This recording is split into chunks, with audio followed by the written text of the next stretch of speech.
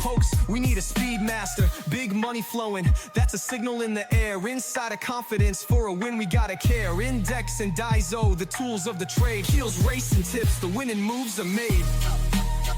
Heels, racing tips. What's up mga ka-BK and welcome sa Kiel Racing Tips. Mga bata mag-ingay. Alisin ko na itong daso natin tsaka yung index. Yeah. So, kumusta pang karera nyo mga boss, no? So, nagre-record ako ngayong Friday. So, sabi nila medyo mahirap ang Sabado. Pero syempre, alam niyo naman yan, di ba? Pag ang Sabado, maraming automatic mga llamado yan, no? Pero try pa rin natin mga boss, try pa rin natin na sana magdihado, no? Pero para sa akin puro llamado talaga to. Alright? So, kasi asawa ko, wala nang patumpik-tumpik pa para mabilis tayo. Asawa ko, let's go! What's up mga ka-BK? What's up mga ka-BK? Sabi ng asawa ko, January 24, araw ng Sabado, let's freaking go sa race number 1. Ano ba nangyayari sa akin, ha? So, race number 1, mga boss, meron tayong 3-year-old above maiden race placers po ito, 1,400 meters ang distansya.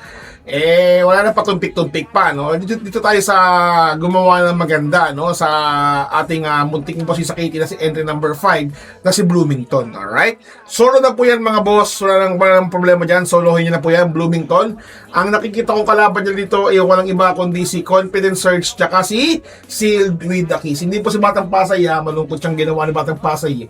Pero malay nyo naman, di ba, usually nakakatago yung mga preba niya pag yung mga batos ng run niyan saka mga barrier niyan pag nakapigil So ingat-ingat po para sa akin to, susuluhin ko na po yan kasi medyo makapal lang lineup, no, para makakaladkad tayo. Alright, let's go to race number 2. Race number 2 mga boss, meron tayong class 5, 17 to 41 split. 1,400 meters ang distansya, lahat pala 1,400, no? So dito boss, mga pag 17 to 41 pang all na yan. Diba? Napakahirap ng karera to, grabe, no? So dito baka mag-anim pa ako, diba? Inalapas ko lang yung mga wala lang panal para sa akin. So siyempre yung apat ko, sino-sino lang ba yun na mabibigat na? Para sa akin, entry number 1 na si Comeback Stronger. Lalagyan ko to ng Mr. Bon ni Charles Reyes. Baka magaling mag-Charles Reyes yan kasi susuluhin ko rin yung race number 3, no? Na si right or wrong kung di ako nagkakamali, no? Yan si Mr. Bon, mga boss, yan, Charles Reyes rin yan, di ba? Tapos lalagyan ko to ng entry number 3 na si Great Angie, and of course ang may utang sa akin na si Angel Ramos sa wildcard dati, no? Hindi ko pa rin makakalimutan to. So 1,632 na ako dyan mga boss, okay na po para sa akin yan, di ba? Baka masama ko lang to si Moderna, di ba? Pwede yan mga boss. Ang tagal-tagal na yan boss, hindi ko alam kung nakagraduate na ng tag nito ng maiden yan si Moderna, di ba? Kasama na to siya sa COVID-19, di ba? Yung mga gamot sa Moderna daw, di ba?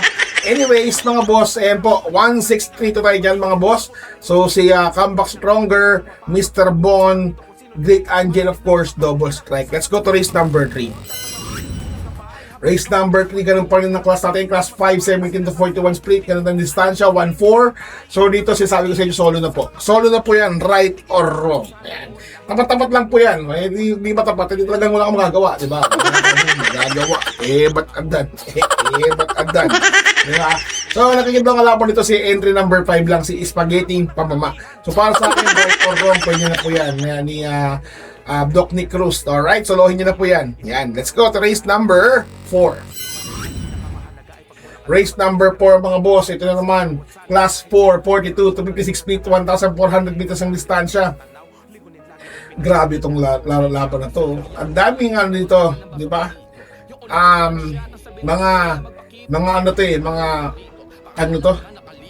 Mga OFW. Ayan, mga Seda. Di ba? Patrick Uy. Di ba? Ang saya nito, alright? So dito, ang nilalabangan ako dito, baka maglima ako rito, 6 eh. Dito lamang sa akin. 4, Jubal's Glory na nakalaban natin ni na natalo, di ba parang pinabayaan. Parang ito yung kinagalit ko na sabi ko, ba yung nangyari dito kayo, si Masyo, no? Hindi pa tinapos, no? Right? Yan na, kasi may ano yan eh, magusi yan ng trainer niyan, baka gusi rin ng trainer ni Right or Wrong kung titignan nyo sa programa nyo, no? Jubal's Glory tayo dyan, mga boss. Lagyan natin ng entry number 7 na si Cluster, yan, AM Bupete, mga boss, yan ha, pangatlo lang ni Mr. White yan, dihado yan, a long shot. Tapos lagyan ng red number 11, yan, 7-11, di ba?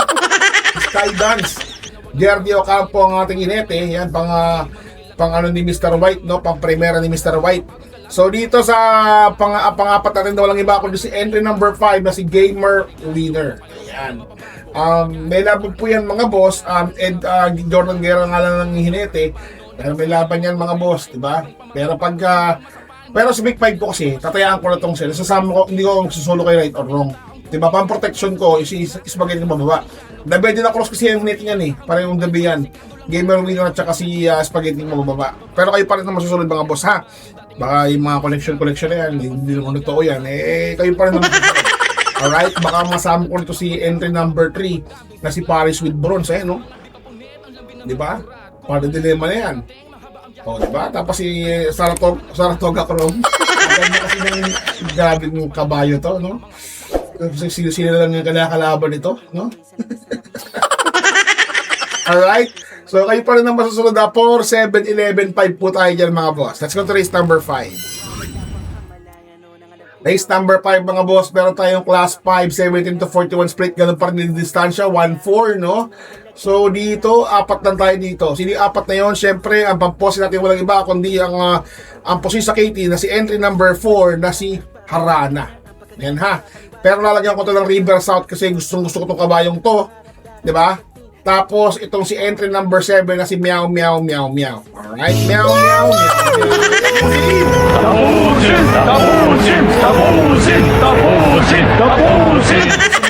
Let's go. Alright? So, 417 lang po tayo dyan. 6, Everland, kuhain nyo kung gusto nyo. Di ba? Kaya pwede yan kasi gawa ng mayroong ano yan eh. Gusi rin yan. Alright? Let's go to race number 6. Yan. Race number 6 mga boss, meron tayong class 5, 17 to 41. Yan, diba? Kaya kailangan yung mag-solo, dalawang solo kasi kailangan yung magkalad-kal dito, no? Para sa akin, 8, 9, 10 tayo dyan. 8, 9, 10. Yan, 8, 9, 10. Sino-sino yung Catalytic, Gaemon Heart, Work from Home. Pero sasama ko dito si Buayang Bato. Buayang Bato, tsaka si entry number 11 na si Ice Angel. Ayan. Kailangan talaga mag-solo mga boss, no? Medyo may kahirapan at masyadong pero alam niyo naman, the more na malaki ang yung mga kabayong yan, the more na malaki ang lineup, di ba? Usually, puro lamado yan. Kaya nga ay masa. Let's go to race number 7. Paratingan na po ng inyong winner take all, pick 6, pick 5, pick 4. DD1 extra double, no, para sa 1,400 meters na distansya. Talagang nilagay pa nila 17 to 41, di ba? Pang all na to di ba? Pero para sa akin, ito lang po na malakas para sa akin, no? Ang malakas para sa akin, walang iba ako this entry number 3 na si leader of the band. Tapos yung muntik ko kasi sa KT, pangalawa ko lang na si entry number 8 na si Queensland. Tapos lalagyan ko to ng entry number 1 na si Creep Magic ni Jackie M. De Jesus. And of course, entry number 7 na si Barayon. Right? So kayo pa rin ang masusunod mga among tunay, no? Pwede nyo sama nyo si Shitcat. Right? So, ayun lang. Kita-kits tayo sa araw ng linggo. Babush! What's something people don't know about horse racing? It's not just luck, it's strategy, skill, and insider tips. Welcome to Keel's Horse Racing Tips. Here, we're not just spectators, we're winners. Whether you're a seasoned punter or a racing rookie, Keel's got you covered. Catch glimpses of Keel breaking down the stats, reviewing the races, and giving you the thumbs up on the best bets. With Keel's expertise, you'll be making your way to the winner's circle in no time. So saddle up and join the excitement. Hit that subscribe button now for exclusive tips and insights. Ride with us to the winner's circle. Subscribe now for winning insights.